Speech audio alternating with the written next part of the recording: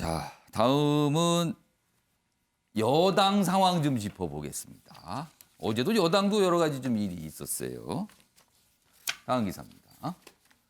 박원순 악재, 박영선 캠프로 불똥. 그러자 피해 호소인 지칭 3인방 결국 이 선거 캠프에서 하차했다. 이런 내용입니다. 여기 보면 남인순, 진선미, 고민정 민주당 의원. 남인순, 진선미 의원은 공동 선대본부장 그리고 고민정 의원 대변인이었죠. 여기서 다 물러났습니다. 어제 오후에 연속적으로 내용이 좀 공개가 됐어요. LH 관련 뭐 대형 악재로 지금 받아들이고 있죠. 이게 진행형인데 지지층 결집 불투명 산 넘어 산이다. 뭐 이런 내용까지 좀 담겨 있습니다. 아무튼 어제 이제 이렇게 해서 물러났다는 내용 오늘 기사로 다뤄지고 있고요. 자, 이거 짧게, 김구라 교수님께 짧게. 네. 역시 여론이 악화되는 부분 이걸 강하게 의식한 건가요? 그렇죠. 어제 생각보다 빨리 뭔가 이루어진 것 같아요, 어제. 사실 여당에서는 예. 제일 먼저 이 선거가 왜 치러졌는지에 대해서 반성적 접근이 필요했거든요. 그래서 이거를 선제적으로 뭔가 사과하고 조치들을 먼저 해놨다 그러면 예. 지금 이렇게 선거 국면에 와서 다시 이 논란이 재현되는 것을 막을 수 있었을 텐데 저는 이 부분 굉장히 아쉬워요. 그러니까 박영선 후보로 이제 후보가 결정되는 순간 그것부터 했었어야 되거든요. 그래서 피해자에게 사과하고 다른 어떤 재발 방지책 같은 것들을 먼저 제시했다 그러면 저는 지금 상황에서 뭔가를 얘기할 수 있는 장면일 텐데. 근데 이렇게 되니까 한 방에 오히려 일단 몰려서. 타격을 입은 그렇죠, 상태에서 그렇죠. 이게 매듭이 져진 건가요? 그렇죠. 그럼 이걸로 좀 어느 정도 저는 뭐 수습이 될까요? 아니 저는 지금이라도 늦었지만 이거는 잘한 거라고 봐요. 그래서 어떤 형태로든 오히려 여성 시장의 어떤 모습이 있잖아요. 지금 된다 그러면 박영선 예. 후보가 그 모습을 사실 여권의 여성의 어떤 권익을 보호한다거나 여성의 인권 뭐 이런 것들 신장하는 어떤 대책들 정책들을 지금부터 계속해서 제시하는 것이 필요하다 이렇게 봅니다. 그러니까요. 그제 사실은 이 피해자가 기자회견에서 여러 가지 얘기를 했잖아요. 그리고 그 이후에 반응이 박영선 후보가 제가 모두 짊어지고 가겠습니다. 이렇게 이 글을 올렸어요. 그래서 이게 무슨 뜻일까? 그냥 뭐 이 상태를 유지한다는 건가? 이렇게 됐는데 하루가 지난 뒤에 어제 이제 지목이 됐던 의원들이 다 캠프에서 이제 물러나는 걸로 정리가 좀 됐습니다. 짊어진다는 의미가 그 의미라고 좀 뒤늦게 이제 확인이 된 거예요. 지금 이런 상황이 어제 있었고요. 자, 이런 가운데요. 이해찬 전 민주당 대표 굉장히 좀 오랜만이죠. 등장을 좀 했습니다. 기사 보겠습니다. 지지층 결집 나선 이해찬. 여당 포기 안 하면 역전 가능하다. 그러니까 지금 상황 어렵다. 그렇지만 이거 끝까지 포기 안 하고 가면 된다. 뭐 이렇게 또 얘기를 합니다. 그러면서 뭐 여론조사는 뭐 기술적인 장난이 많다. 이거 신경 쓰지 마라. 뭐 이런 취지의 얘기를 또 합니다. 그러면서 지금 야권의 후보에 대한 어떻게 보면 품평을 하죠. 근데 굉장히 거칠게 표현을 했어요. 뭐 이런 내용까지 좀 있습니다. 자, 그럼요. 이해찬 대표가 이와 관련해서 한 얘기가 있는데 여기 화면을 좀 보겠습니다. 어제 이제 발언을 몇 가지로 좀 정리 좀 했는데 이제 첫 번째입니다. 포기 낙담 많으면 여당이 승리한다. 여론조사 3분의 2는 기술적 장난이다. 속아 넘어가지 말라. 그러니까 요즘에 나오는 지지율, 이른바 야권 후보들이 많이 상승하는 이 지지율, 속아 넘어가지 말라라고 얘기한 거예요, 지금. 이렇게 얘기를 합니다. 다음 보겠습니다. 그런 뒤에 어떤 인물에 대한 품평을 합니다. 오세훈 후보는 MB 키즈다. 행정을 하려고 시장 되는 게 아니라 이권 잡으려는 것이다.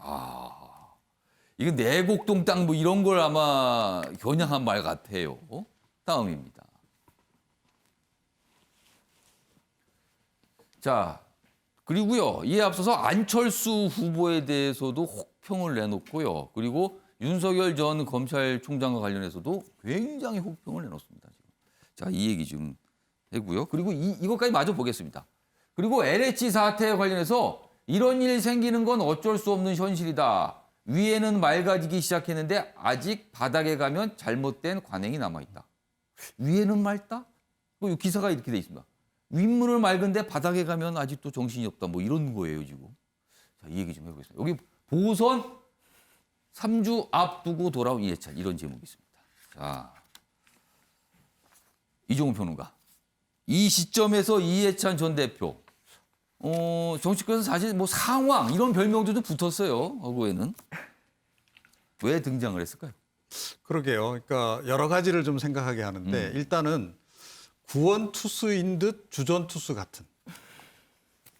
그러니까 이 얘기가 뭐냐면요. 그러니까 구원 투수로 마치 이제 뭐 불리한 지금 민주당 상황을 타개하기 위해서 예. 본인이 이렇게 나서주는 것처럼 보이는데 예. 그런데 이분 대권에 혹시 관심 있어서 나오는 거 아니야?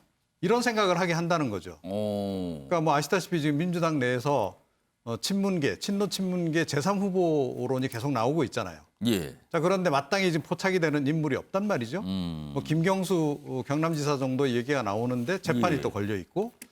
자, 그래서 지금 최근 들어서 사실은 이제 대략 이제 범친문에 속하는 여러 인물들이 지금 이제 뭐 굉장히 발언도 좀 세게 내놓으면서 지금 뛰어들고 있는 그런 형국인데 이분까지 딱 가세를 하고 보니 예. 이게 약간 그런 좀 생각을 좀 하게 되고요. 그럼 이종원 평론가께서는 이해찬 전 대표가 킹메이커가 아니라 킹 쪽으로 관심 있다고 보시는 거예요, 지금? 좀 그런 그 의혹이 좀 상당히 가요. 아. 네, 개인적으로는 일단 그렇다. 어. 그 다음에 이게 도움 주러 나오신 건지 예. 아니면 발목 잡으러 나오셨는지 잘 모르겠어요. 반전의 계기를 마련하러 나온 거 아닐까요? 예, 근데 지금 여론조사 부분 언급 부분도 예. 저 굉장히 좀 그 위험한 발언이라고 저는 보거든요. 아. 자, 그럼 문재인 대통령의 지지율은 뭐라고 설명하실 겁니까? 아. 예, 문재인 대통령 여론조사 결과에 대해서는 이 보수 지지층 쪽에서는 예. 저거 상당히 좀 조작된 거다. 아. 저렇게 높을 리가 없는데 그 얘기를 여전히 계속, 높은 지지율을 유지하고 있는 예, 부분에 계속 대해서 그 얘기를 좀 한단 말이에요. 어. 그런데 지금 여론조사에 대한 이렇게 불신을 확 갖게 하는 발언을 본인이 내놓으시면 어떻게 되냐 하는 거 하나 있고요. 그 다음에 그 윗물은 맑은데 이 발언은 더 위험한 발언이죠. 예. 많은 국민들이 지금 그렇게 생각할까요? 윗물이 그렇게 맑은데 그러면 검찰이 권력형 비리 수사하는 것을 왜 저렇게 막고 있냐. 그런 지적을 안 할 수가 없잖아요. 그죠? 자, 그래서 이분이 정말로 이 도우미로 나오신 건지 예. 그것도 좀 의아하다. 이렇게 좀 말씀을 드리고 싶습니다. LH 관련된 이 내용 좀 다시 보겠습니다. 주원 교수님. 네네. 이거 좀 다시 한번 좀 봐주세요. LH 사태 이런 일 생기는 건 어쩔 수 없는 현실이다. 위에는 맑아지기 시작했는데 아직 바닥에 가면 잘못된 관행이 남아있다. 뭔가 이게 비교를 좀 했잖아요. 어떻게 보셨습니까, 이 내용? 예, 저게 사실 이해찬 전 대표의 최대의 약점을 좀 드러내고 있다고 생각을 합니다. 그러니까 지금 선거공학적으로만 보면은 아마도 지금 여당에 많이 불리한 국면을 반증하고 있는 것 같아요. 그러니까 내가 나올 정도가 돼야 됐나? 아마 그런 생각을 하시고 구원투수로서 등장하신 건 분명하고 네. 이 평론가님과는 약간 생각이 다른 건 좀 킹메이커 쪽으로 그러니까 친문 후보를 조금 이제 짚으려는 어떤 준비 작업이 아닌가라는 예측이 생겨서요. 그런 부분으로 좀 봐야 될 것 같은데 예. 이분의 최대 장점과 약점이 있는데 최대 장점은 어떤 상대 후보를 공격할 때 아킬레스건을 아주 공격을 잘합니다. 어떻게 보면은 그 상대 후보가 가장 민감할 수 있는 부분들을 촌철살인처럼 이렇게 찌르듯이 표현하는 건 장점인데 예. 최대 약점은 뭐냐 하면 자기 진영의 문제에 대해서만큼은 외면 일변도를 하거나 아니면 어떤 반응이 올 때 상당히 문객이라고 하죠. 조금 다르게 표현하거나 신경질적인 반응을 보이는 경향이 있는데 이 맥락에서 이 발언도 그런 맥락의 하나라고 보입니다. 왜냐하면 관행이라고 얘기를 하셔야 된다 그러면은 예. 아랫물이 아니라 윗물을 얘기하셔야 되는 거거든요. 그러니까 왜냐하면 정책을 위반한다든지 입법을 한다든지 견제한다든지 이제 이런 표현들이 윗물에서부터 결정이 됐기 때문에 지금 LH 사태가 있는 거지. 이렇게 잘못 읽게 되면은 국민들이 대다수 국민들이 부동산 투기의 어떤 그런 대상이 될 수도 있다. 이제 이런 어떤 선례가 나쁘게 남을 수가 있기 때문에 예. 저는 보선에 좀 악재로 작용하지 않을까 진단해 봅니다. 어제 이해찬 전 대표의 발언을 조금 더 좀 소개해보겠습니다. 여기 품평이 좀 나와 있어요. 여러 인물에 대해서 얘기를 했어요. 물론 이제 질문이 나왔으니까 뭐 그렇게 그걸 답변하는 방식이었죠. 여기 보면 오세훈 후보에 대해서는 MB, 이명박 전 대통령 키드 한마디로 딱 이렇게 얘기를 합니다. 그리고 안철수 후보에 대해서는 남의 당이나 기웃거린다. 그리고 윤석열 전 검찰총장에 대해서는 스스로 커나가지 못할 것이다. 정치를 한다면 땡큐다. 이렇게 얘기합니다. 어떻게 보면 이게 되게 폄하라나 낮게 봤다고 볼 수 있어요. 그러면서 또 이재명 경기지사에 대해서는 여러 차례 혹독한 검증받았다. 현재의 지지도가 계속 유지될 것이다. 이런 전망까지 내놨습니다. 자, 민현주 전 의원님. 네. 이해찬 전 대표는 여당에는 어떤 존재입니까?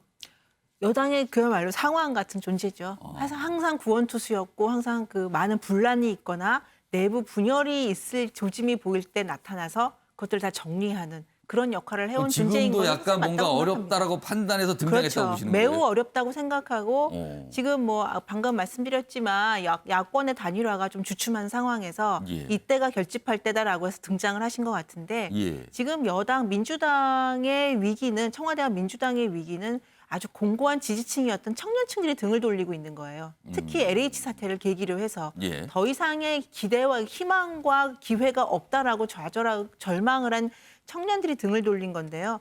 과연 이해찬 대표가 다시 나와서 그분의 모습과 그러니까 얼굴, 멘트를 보였을 때 청년들이 돌린 등을 다시 돌려줄까? 그래서 재보궐선거 때 나와서 투표를 할까?